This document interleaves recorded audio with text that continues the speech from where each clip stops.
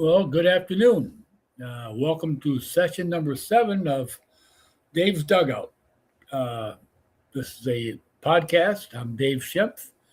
I run the podcast. My sign behind me is in reverse, obviously, because of the camera. Dave's Dugout. Neon sign. I don't light it up because it's pretty bright when it's lit up. So, anyway, wanted to welcome you to this podcast. I've had over 600 viewers at one time. It was on episode 3. The last one, which was last Thursday, I had, I think, 300 and some viewers. So it's growing, and I'm really appreciative of all you who are viewing it either live or on Facebook or on TikTok, YouTube. A couple other sites out there. X, which is used to be Twitter. So it's on all those websites. So you can view them at your discretion. Okay. Again, this is all about softball. Nothing else but softball. So we're going to keep it that way, and I would like to keep it that way. Okay. Just so you know, I've also got a nice mug here that I've got some mugs. When I have interviews, I'm going to give a mug to each person who I interview, and also if anybody would like to purchase one, I'm selling them for $10. Obviously, I'll offset some of my costs for the podcast. So if you're interested in one, just let me know and I'll see what I can do. Okay. That's my mug. I also have a book out. It's called, again, this is in reverse, but it's called Time and Place. And it's a 2-part book. It's got the history of softball in it. And it's also got the story of Bill Humphrey, a very well-known, historic and famous umpire from Midland, who was also the president of the Amateur Softball Association at one time. He umpired some of the biggest names in softball. And he talks about so many stories in here. And I think you'd be very interested in this. If you're interested in the book, it's about, I do believe it's a little over 300 pages, if I remember right. And hardcover. $20 list price and $5 shipping and handling. So for $25, you can get this book, and I'm sure you'd be very, very pleased with this. Okay, I've got nothing but good reviews on it. Okay, just wanted to let you know that's available. I also have a 800 number now that's up and operational, and that is just getting some things in order here. That is 833-7-DUGOUT. 833-7-DUGOUT. So if you're interested in chatting about softball, maybe you want to talk about maybe a game you had or just softball in general, just give me a call. It's usually open from about noon to 6 p.m. So I've had a couple calls, not very many, but I'd be interested in taking your calls, and when we have our interviews, I'd have an open line so you can call in and talk to whoever I'm interviewing. That'd be very nice. So I'm looking forward to that. I'm looking forward to having some plays, some videos, and some other things. But today, I'd like to talk to you about a couple exhibitionists. I think everybody's heard about the king in his court, and maybe some of you have heard of the queen in her court.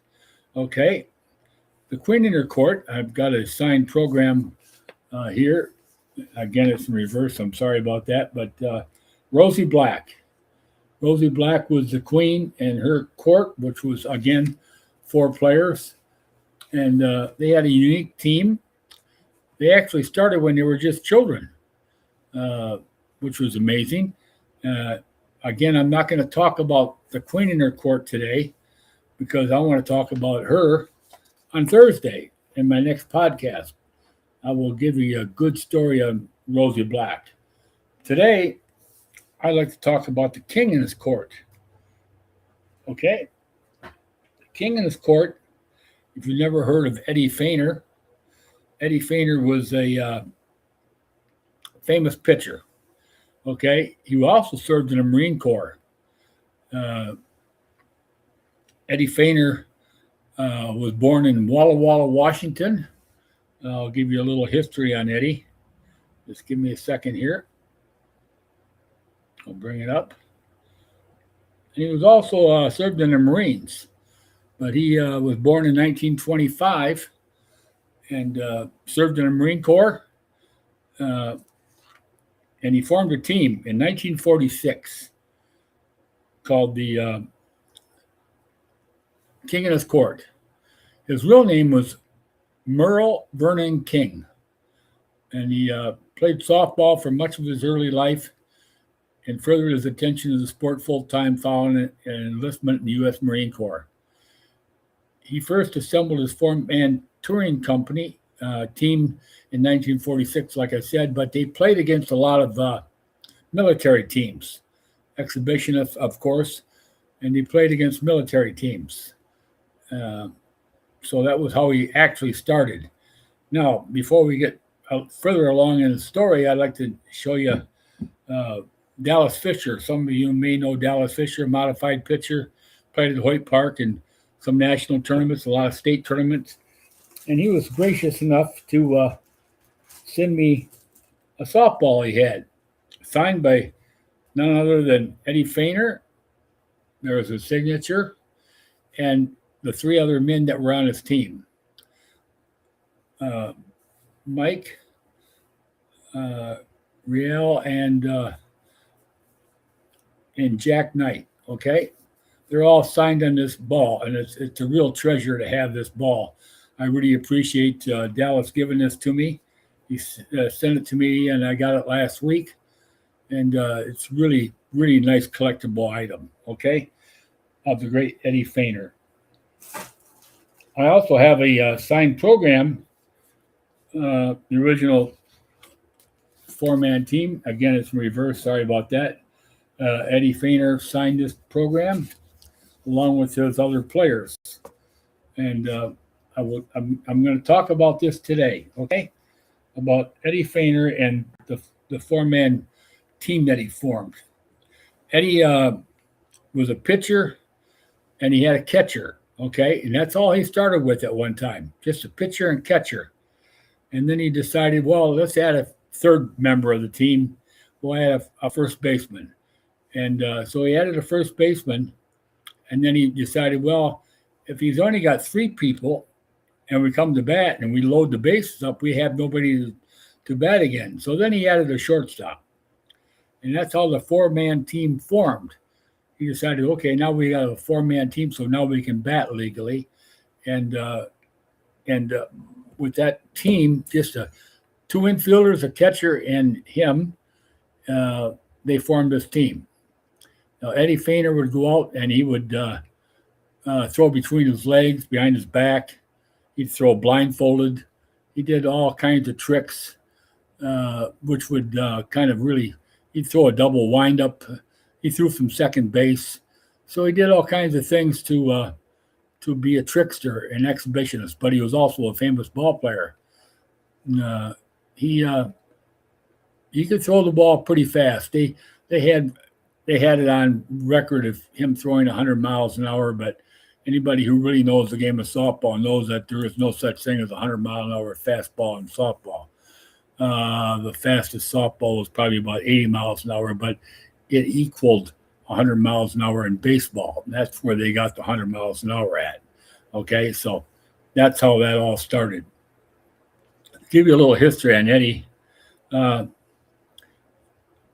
He had only three guys hit home runs off him. Only three in the history of his pitching. It was Frank Vasquez of Astoria, Queens, in New York. Bruce Bomers from Granville, Michigan. He hit a home run off him. and one Thomas Leroy Barris from Rockford, Illinois. Those were the only three men that ever hit a home run off Eddie Feiner. Okay. The Washington Post described him as the greatest softball pitcher who ever lived. Now, again, that's the Washington Post talking. We all know there's been great softball pitchers. He was probably the greatest exhibitionist softball player that ever lived. But as far as softball pitchers, we all know some of the greats out there that played the game. I won't go through them all, but there were some great ones. There was Peter Meredith, Peter Finn, The Fog, Wolford, and some other great pitchers, Ty Stofflet. They were all great pitchers in their own right. So to call him the greatest would be a stretch. He is by far the greatest exhibitionist pitcher. And he had an unbelievable record. Despite his substantial record, Feiner said that while his team was known for taking on local softball teams and often winning by considerable margins, the intent of the king and his court was to entertain audiences, never to embarrass imposing players. When a player steps up to the plate, we have nothing but respect for him. He was noted for often quoting that. So he had respect for the other, even though they showed him up. Yes, he did. He was an exhibitionist. And when asked why his team had only 4 members, Feiner told him why, how he started, and what they ended up with. So that was one of the reasons why. He says, and in case an opposing player ever got a hit, he then added a 4th player. So you realize that at that time, a 4th player would be a little bit more tolerable and easier to make outs with 2 infielders and a catcher on the team. So that's basically one of the reasons. Okay. In honor of Feiner's time in the Marines, the king and his court often played against the military, like I said, and sometimes off the decks of aircraft carriers. An aircraft carrier was pretty wide and long, so a softball field would be doable on an aircraft carrier. A baseball field wouldn't be, but a softball field would be. And a lot of his ticket profits were to charity. And following Desert Storm, Operation Desert Storm, he put Veterans Support as the chief charity that they played for. So he was known for charity work. He appeared on CBS television program I've Got a Secret on July 6, 1960.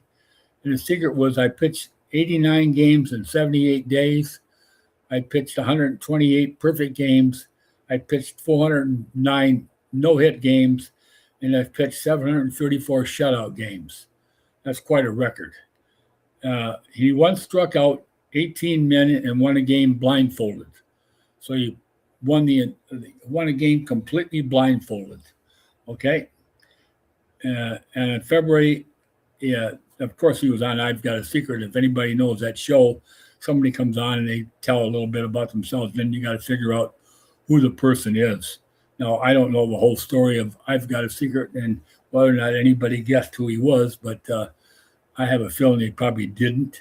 And so it was pretty remarkable when you think about what he's done. On February 18th, 1967, Feiner appeared on a celebrity charity softball game against many Major League Baseball players. In that game, Feiner struck out. Are you ready for this? Now, obviously, he was pitching from 43 feet, and he was throwing the fastball. And these Major League ball players, of course, they hadn't seen fast-pitch softball, so it was a little bit strange for them. So notable names. These are the 6 ball players he struck out. Willie Mays, Willie McCovey, Brooks Robinson, Roberto Clemente, Maury Wills, and Harmon Killebrew. Those 6 ball players he struck out in consecutive times, okay, all in a row.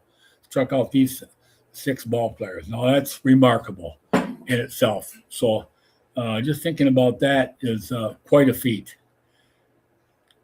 Feiner retired from pitching after suffering a stroke in the year 2000, but he continued to tour with his team and acting as an MC.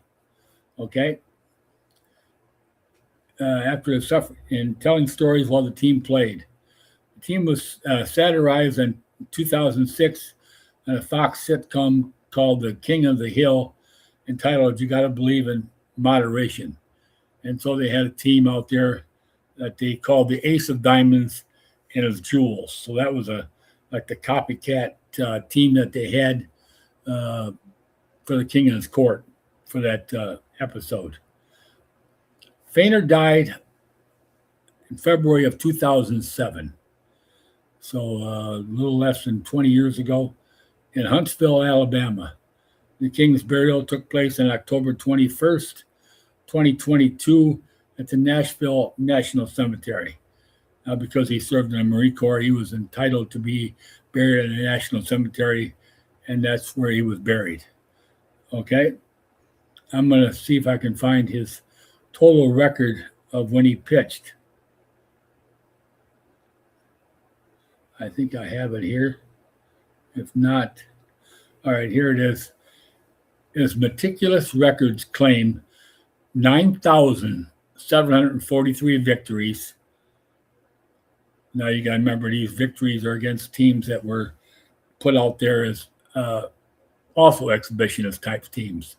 When he pitched against teams that were put together that were really good, like there was one time there was an exhibition in Midland, Michigan, and the teams that were put together were from the various fast pitch teams in the area that were really, really good, and so they beat Eddie, and so he didn't take it very lightly, but it happened. Okay, but anyway, he had 141,517 strikeouts, 930 no hitters, 238 perfect games. He also, like I said, he only allowed 3 home runs. So that is a one remarkable career.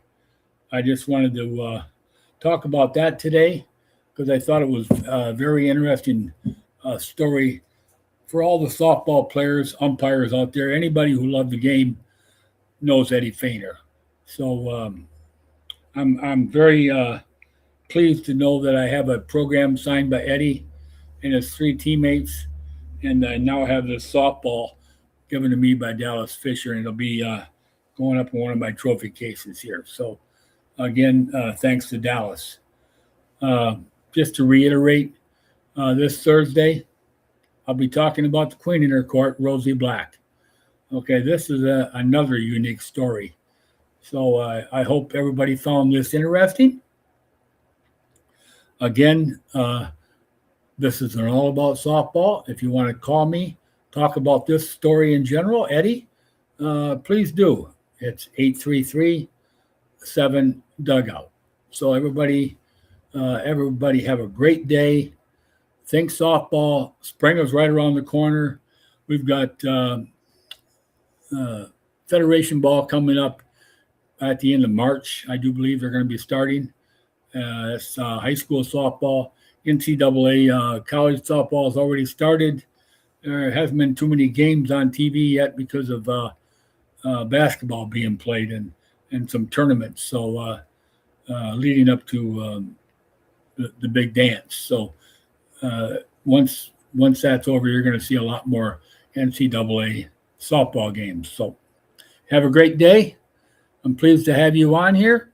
And again, tune me in on YouTube, Facebook, or X, TikTok, whatever you can find me on.